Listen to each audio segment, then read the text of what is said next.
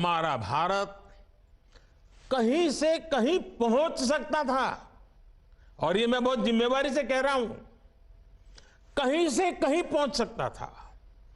हम भारतीयों के सामर्थ्य में कभी कोई कमी नहीं रही है, लेकिन सामान्य भारतीय के इस सामर्थ्य के साथ हमेशा भ्रष्टाचारी और परिवारवादी पार्टियों ने अन्याय किया।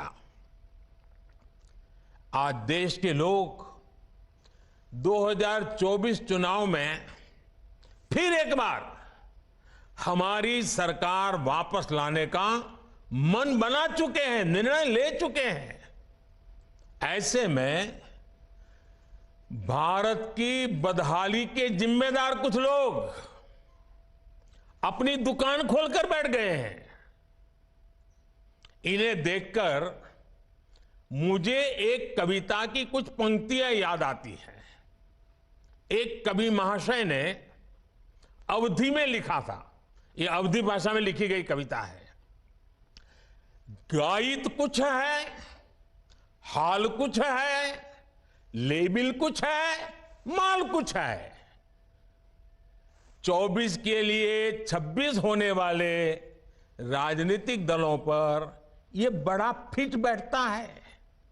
गायित कुछ है, हाल कुछ है, लेबिल कुछ है और माल कुछ है। यानी गाना कोई और गाया जा रहा है, जबकि सच्चाई कुछ और है। लेबल किसी और का लगाया गया है, जबकि प्रोडक्ट कुछ और ही है। इनकी दुकान की यही सच्चाई है। इनकी दुकान पर दो चीजों की गारंटी मिलती है। एक तो ये अपनी दुकान पर जातिवाद का जहर बेचते हैं, और दूसरा ये लोग असीमित भ्रष्टाचार करते हैं। आजकल ये लोग बेंगलुरु में जुटे हैं। एक जमाने में एक गाना बहुत मशहूर था, मुझे तो पूरा याद नहीं है, लेकिन मुझे याद आ रहा है। एक चेहरे पर कई चेहरे लगा लेते हैं लोग, एक चेहरे पर कई चेहरे लगा लेते हैं लोग। आप देखिए ये लोग कितने चेहरे लगाकर बैठे हैं। जब ये लोग कैमरे के सामने एक फ्रेम में आ जाते हैं तो पहला विचार देश के सामने क्या आता है? पहला विचार देश के लोगों के मन में यही आता है, पूरा फ्रेम देख करके देशवासी यही बोल उठता है, लाखों करोड़ों रुपए का भ्रष्टाचार। इसलिए देश की जनता कह रही है कि ये तो कट्टर भ्रष्टाचारी सम्मेलन हो रहा है, कट्टर भ्रष्टाचारी सम्मेलन हो रहा है।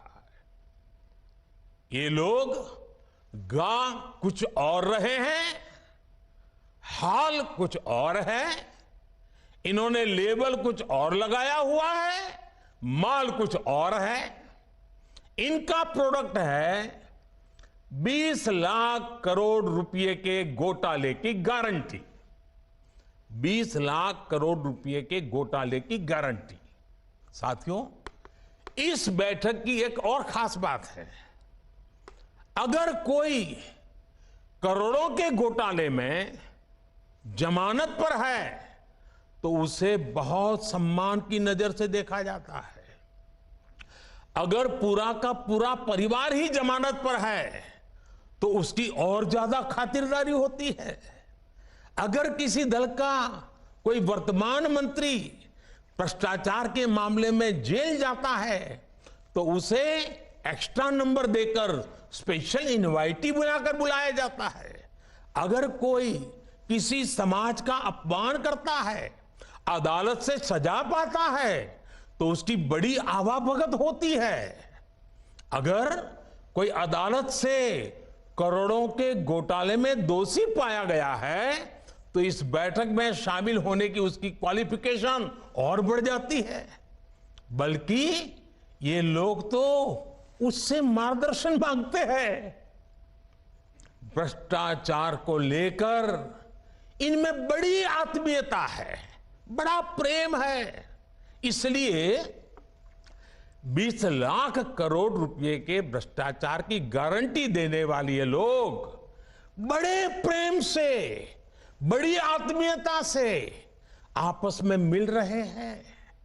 साथियों, भ्रष्टाचार की इस दुकान में जुटे हुए ये सभी परिवारवाद के कट्टर समर्थक हैं।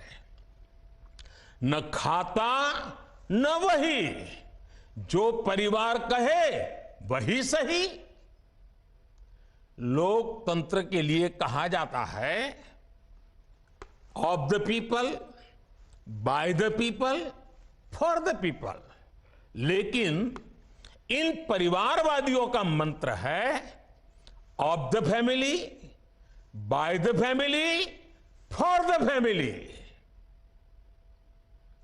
Family first, nation nothing. इन लोगों का मोटो है, इनकी यही प्रेरणा है। ये लोग देश के लोकतंत्र को, देश के संविधान को अपना बंधक बनाना चाहते हैं। इनके लिए मैं यही कहना चाहूंगा, नफरत है, नफरत है, घोटाले हैं, नफरत है, घोटाले हैं, तुष्टीकरण है, मन काले हैं। नफरत है, घोटाले हैं, तुष्टीकरण है, मन काले हैं। परिवारवाद की आग के दशकों से देश हवाले हैं। साथियों, इनके लिए देश के गरीब के बच्चों का विकास नहीं, बल्कि अपने बच्चों का, अपने भाई भतीजों का विकास मायने रखता है। आजकल आप देखते हैं कि देश में स्टार्टअप बढ़ रहे हैं। हमारे युवा बड़ी संख्या में पेटेंट करा रहे हैं, ट्रेडमार्क रजिस्टर करा रहे हैं। स्पोर्ट्स की दुनिया में मेरे देश के नौजवान छाए हुए हैं, बेटियां कमाल कर रही हैं। ये युवा शक्ति हमारे देश में पहले भी थी, लेकिन इन परिवारवादी पार्टियों ने कभी देश के सामान्य युवा की शक्ति के साथ न्याय नहीं किया। इनकी एक ही विचारधारा है, एक ही एजेंडा है, अपना परिवार बचाओ, परिवार के लिए भ्रष्टाचार बढ़ाओ। इनका कॉमन मिनिमम प्रोग्राम है देश का विकास रोकना, अपने कुशासन पर पर्दा डालना और अपने भ्रष्टाचार के विरुद्ध कार्रवाई को रोकना। अब देखिए, ये जो जमात इकट्ठी हुई है ना, उनके कुनबे में बड़े से बड़े घोटालों पर, अपराधों पर इनकी जुबान बंद हो जाती है। जब किसी एक राज्य में इनके कुशासन की पोल खुलती है, तो दूसरे राज्यों के ये लोग फौरन उसके बचाव में तर्क देने लगते हैं। कहीं बाढ़ घोटाला होता है, किसी का अपहरण होता है, तो कुनबे के सारे लोग सबसे पहले चुप हो जाते हैं। आपने देखा है कि कुछ दिन पहले ही पश्चिम बंगाल में पंचायत चुनाव हुए, वहां सरेआम हिंसा हुई, लगातार खून खराबा हो रहा है। इस पर भी इन सब की बोलती बंद है। कांग्रेस के, लेफ्ट के अपने कार्यकर्ता वहां खुद को बचाने की गुहार लगा रहे हैं, लेकिन कांग्रेस और लेफ्ट के नेताओं ने अपने स्वार्थ में अपने कार्यकर्ताओं को भी मरने के लिए छोड़ दिया है। राजस्थान में बेटियों से अत्याचार हो या परीक्षाओं के पेपर लीक हो रहे हो, इन्हें कुछ दिखाई नहीं देता। परिवर्तन की बातें करके जनता से विश्वासघात करने वाले जब करोड़ों का शराब घोटाला करते हैं तो ये कुनबा फिर उन्हें कवर देने लग जाता है। इनका कट्टर भ्रष्टाचार उन्हें तब दिखाई देना बंद हो जाता है जब देश की कोई एजेंसी इन पर कार्रवाई करती है तो उनका टैप रिकॉर्डर शुरू हो जाता है, कुछ हुआ ही नहीं, सब साजिश है, हमें फंसाया जा रहा है। आप तमिलनाडु में देखिए, भ्रष्टाचार के घोटाले के अनेक मामले सामने आ रहे हैं, लेकिन इनके कुनबे के सारे दलों ने पहले ही सबको क्लीन चिट दे दी है। इसलिए इन लोगों को पहचाने रहिए साथियों, उनको जान लीजिए, इन लोगों से सतर्क रहिए भाई बहनों। साथियों, इन लोगों की साजिशों के बीच